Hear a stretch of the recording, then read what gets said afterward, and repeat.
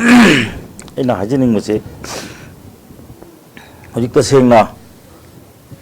ꯆꯍꯤ ꯑꯃ ꯍꯦꯜꯂꯛꯑꯦ ꯃꯦꯗꯒꯤ ꯇꯧꯈꯤꯕꯅꯦ ꯍꯧꯖꯤꯛ ꯖꯨꯟ ꯂꯥꯜꯂꯛꯑꯕꯅꯦ ꯂꯣꯏꯅꯃꯛꯅ ꯈꯪꯅꯔꯦ ꯍꯧꯖꯤꯛ ꯀꯨꯀꯤꯒꯤ ꯒꯦꯝ ꯄ꯭ꯂꯥꯟꯁꯤ ꯀꯔꯤꯅꯣ ꯍꯥꯏꯕ ꯃꯇꯝꯗ ꯃꯈꯣꯏꯅ ꯂꯝꯁꯤ ꯇꯛꯊꯣꯛꯑꯒ ꯂꯝ ꯂꯧꯁꯤꯟꯕ ꯑꯗꯨꯒ ꯃꯈꯣꯏꯒꯤ ꯇꯣꯉꯥꯟꯕ ꯂꯝ ꯑꯃ ꯁꯦꯝꯕ ꯍꯥꯏꯕꯗꯣ ꯑꯩꯈꯣꯏ ꯃꯌꯥꯝ ꯂꯣꯏ ꯈꯪꯅꯔꯕꯅꯤ ꯁꯤꯗꯩꯁꯤꯗ ꯃꯣꯏꯅ ꯇꯥꯔꯒꯦꯠ ꯇꯧꯔꯤꯁꯤ ꯃꯤꯇꯩꯅꯤ ꯍꯥꯏꯕꯁꯤꯁꯨ ꯈꯪꯉꯦ ꯑꯩꯈꯣꯏ ꯅꯍꯥꯟꯗꯤ ꯃꯌꯦꯛ ꯁꯦꯡꯉꯦ ꯍꯧꯖꯤꯛ ꯑꯇꯣꯞꯄ ꯖꯥꯠ ꯑꯝꯇ ꯁꯣꯛꯄ ꯅꯠꯇꯦ ꯍꯧꯖꯤꯛ ꯑꯣꯖꯥꯗꯨꯅꯁꯨ ꯍꯥꯏꯅꯤ ꯌꯨꯝ ꯈꯟꯗꯣꯛꯑꯣ ꯃꯩ ꯊꯥꯏ ꯍꯥꯏꯁꯤꯅꯤ ꯖꯤꯔꯤꯗ ꯇꯧꯔꯛꯏꯁꯤ ꯀꯔꯤꯒꯤꯅꯣ ꯃꯁꯤ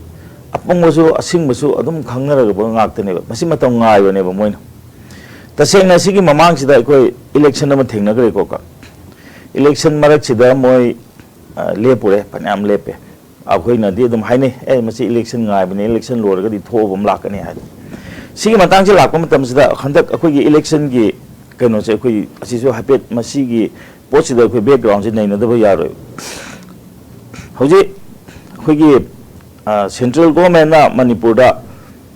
ꯄꯤꯔꯤꯕ ꯇ꯭ꯔꯤꯠꯃꯦꯟꯁꯤ ꯄꯦꯟꯗꯗꯅ ꯍꯧꯖꯤꯛ ꯑꯩꯈꯣꯏ ꯀꯩꯅꯣꯗ ꯇꯝꯄꯥꯛꯇ ꯑꯃꯨꯛꯇ ꯎꯗ꯭ꯔꯤꯕ ꯃꯑꯣꯡꯗ ꯉꯁꯥꯏꯒꯤꯀꯣ ꯑꯩꯈꯣই ꯌꯥꯝ ꯍꯦꯟꯅ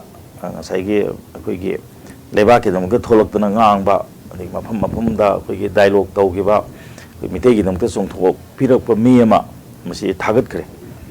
ꯑꯗꯩ ꯑꯃꯨꯛ ꯆꯤꯡꯗꯅ ꯀꯩꯗꯧꯔꯤ ꯆꯤꯡꯗ ꯅꯍꯥꯟ ꯑꯩꯈꯣꯏ ꯎꯔꯦ ꯆꯤꯡꯗ ꯍꯧꯖꯤꯛ ꯇꯧꯔꯤꯁꯤ ꯀꯨꯀꯤꯅ ꯀꯃꯥꯏꯅ ꯍꯟꯗꯛ ꯀꯃꯥꯏꯅ ꯁꯥꯟꯅꯈꯤꯒꯦꯕꯁꯦ ꯑꯩꯈꯣꯏ ꯎꯔꯦꯕ ꯎꯕ ꯃꯔꯛꯁꯤꯗ ꯑꯩꯈꯣꯏ ꯃꯤꯇꯩꯒꯤ ꯀꯃꯥꯏꯅ ꯇꯧꯈꯤꯒꯦꯕ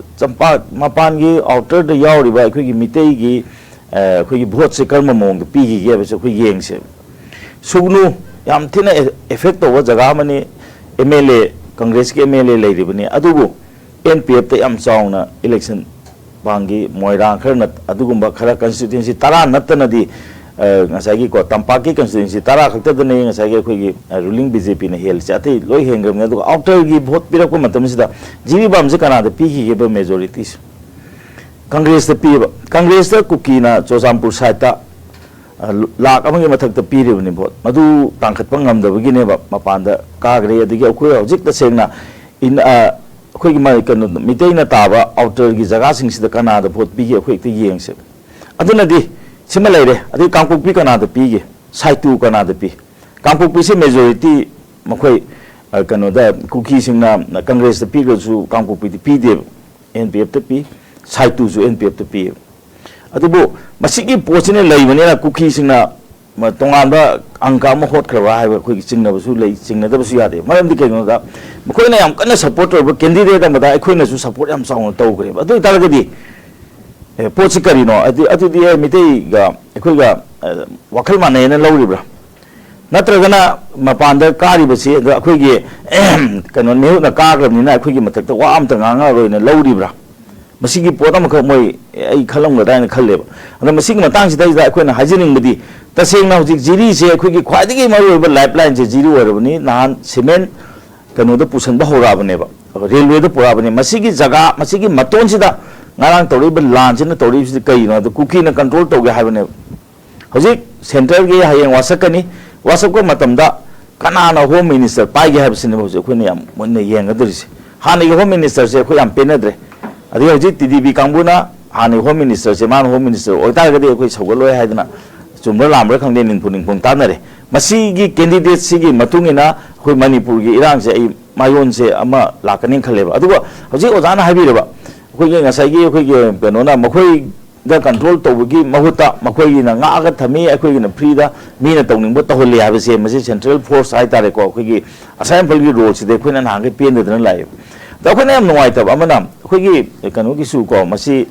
ꯑꯩꯈꯣꯏꯒꯤꯁꯨ ꯑꯁꯣꯏꯕꯗꯤ ꯌꯥꯝ ꯆꯥꯎꯅ ꯂꯩꯔꯦ ꯉꯁꯥꯏ ꯑꯣꯖꯥꯅ ꯍꯥꯏꯕꯤꯔꯤꯗꯣ ꯑꯩꯈꯣꯏ SPꯒ ꯑꯁꯣꯏꯕ ꯂꯩꯔꯦ ꯑꯗꯨꯒ ꯇꯁꯦꯡꯅ ꯗꯤꯁꯇ꯭ꯔꯤꯛ ꯃꯦꯖꯤꯁꯇ꯭ꯔꯦꯠꯁꯤꯃꯗꯤ ꯀꯔꯤꯒꯤ ꯇ꯭ꯔꯥꯟꯁꯐꯔ ꯇꯧꯗꯕꯅꯣ ꯃꯥꯒꯤ ꯃꯔꯥꯜ ꯂꯩꯇꯕ꯭ꯔꯥꯕ ꯑꯣꯖꯥꯅꯁꯨ ꯍꯥꯏꯕꯤꯔꯦꯀꯣ ꯑꯣꯖꯥ ꯍꯣꯏ ꯑꯥꯗ ꯖꯤꯔꯤꯗ ꯌꯥꯝ ꯀꯟꯇꯦꯛ ꯂꯩꯕꯅꯤ ꯑꯣꯖꯥ ꯍꯣꯏꯅ ꯍꯦꯟꯅ ꯈꯪꯉꯝꯒꯅꯤ ꯑꯩꯈꯣꯏꯅ ꯁꯤ ꯏꯝꯐꯥꯜꯗ ꯂꯩꯕꯅꯤ ꯑꯩꯈꯣꯏꯗꯤ ꯃꯄꯥꯟꯒꯤ ꯈꯔ ꯎꯕꯁꯤ ꯅꯠꯇꯅ ꯌꯥꯝ ꯀꯨꯞꯅꯗꯤ ꯎꯗꯦꯕ ꯑꯗꯨꯕꯨ ꯉꯁꯤꯐꯥꯎꯗ ꯖꯤꯔꯤꯁꯤꯗ ꯀꯔꯤꯒꯨꯝꯕ ꯑꯆꯧꯕ ꯏꯔꯥꯡ ꯑꯃꯇ ꯊꯣꯛꯍꯟꯗꯅ ꯃꯁꯤ ꯐꯖꯅ ꯁꯦꯟꯅꯗꯅ ꯂꯥꯛꯑꯒ ꯉꯁꯤ ꯉꯔꯥꯡ ꯐꯛ ꯂꯥꯎꯅ ꯇꯧꯔꯛꯄ ꯃꯇꯝꯁꯤꯗ ꯉꯁꯥꯏꯒꯤ ꯂꯩꯔꯝꯃꯤꯕ ꯑꯩꯈꯣꯏꯒꯤ ꯁ꯭ꯇꯦꯠꯀꯤ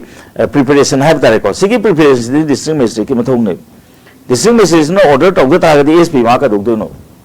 SP ꯇ꯭ꯔꯥꯟꯁꯐꯔ ꯇꯧꯔꯒ ꯃꯥ ꯇ꯭ꯔꯥꯟꯁꯐꯔ ꯇꯧꯗ꯭ꯔꯤꯁꯤ ꯀꯔꯤꯒꯤꯅꯣ ꯁꯤꯃ ꯃꯥ खुद ट्रांसफर तब चंगेब अतोपम अखोई तंपाक की एरिया हाइतारेको इम्फाल वैली हाइतारेको मणिपुर वैली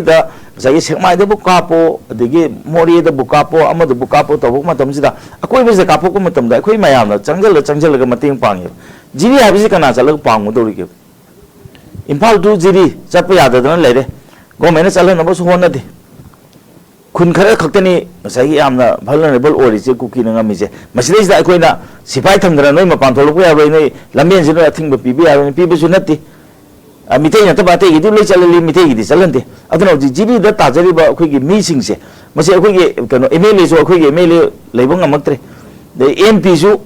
तसेना हाय तागदी जीरी नादी हजिक अनोब कारीब एमपी से अखोई हेना मसिंग थादरीनेब एमपी सो हजिक खुदकता स्पोर्ट द चलगा ए मसे खनबे यारोय नमदि कनो द हंदक आई वोट कारीजे नो अनि मकिनी कुकीनेसु याम सपोर्ट तोई मिठे सिंगनेसु याम सपोर्ट तोई अखोई खनगुमसी नै सिगुंबा पोछि तौगनु हाइदन तौरगा ngसागी फत्तब मीसिंग दो खंदोगा दंदी पीरगा ngसागी अदुक आमना कुइना नुक्सिनना लैरेबा अखोई ग्रुप सिंग दो काहिनन थमनना होटनबसे मसि तसेना हाइतागदे होकी दगी मथौनेबा अदुगा होजिति याम नुंगाइबमना होजिति नहांगै दे अखोई सिंगल पार्टी ना कनो से पांदों तौरमदे होजि मणिपुर दे होजि डबल पार्टी लाखदों तौरे ममदि हंदिक की अनोब एमपी से अतुब पार्टी मुगे ओइग्रे दे गवर्नमेंट अतुब की पार्टी ओइग्रे अदुना होजि चाइनब मतम नत्रेब अमना अमद चाइनबगी मोता मसि आइगिसु सरुक यावरिना आइगिसु सरुक यारिना चोंथोंनागा एमपी सु एमपी ओबगी मथौ तौबीबा अति हौजिकी गवर्नमेंट सु गवर्नमेंट की खरा लेफ्स लेगी तागदो सि लेफ्स लेहनबे यादे इरांग थोक्तबो मफम जिजे नौना इरांग थोनबे यादे हाबगी मोंगदा मसि चथदा तागदी हौजिकी वायलेंस इन जिरिबाम सिदी मसिदी यामना साथीबो पोतबा खुदि लें ngरang nahan खबरदे यावदुना हंद इसिंग चावो मतमदा अखोइगी तो चंगदबा हिदाक लांगथकी को 90% अतः मोब माने अदुदि लोन म डैमेज तौग्रे हारिबनी हजि असु यामना लुरबा इसिंग चावगी इरांग लेरिगे से हजि कादि पुसलकदरिबा लाइफलाइन याम मरु ओरिबा जिरि बाम सिने हजि याम कन मरु ओइसे चेंग चाक पुसलैबम तौरिसे रेलवे लाइसे अद सिगी मतोन सिदा दुमाइना हजि इरांग थोलगा मसि चंगबा यादना ब पोतमा पोछि लाक तारगदि अखोई पूरा को अखोई लाइफलाइन से थदखेदर मसे खुद ओंथोक फिबम लाकपा या अदुनदि जिरिबाम की पोछिदि अखोई खुदक्ता हजि मोइना कमांडो थाजलिसे याम फै मसिना फास्ट स्टेप बरमबा या अदो अहेंबा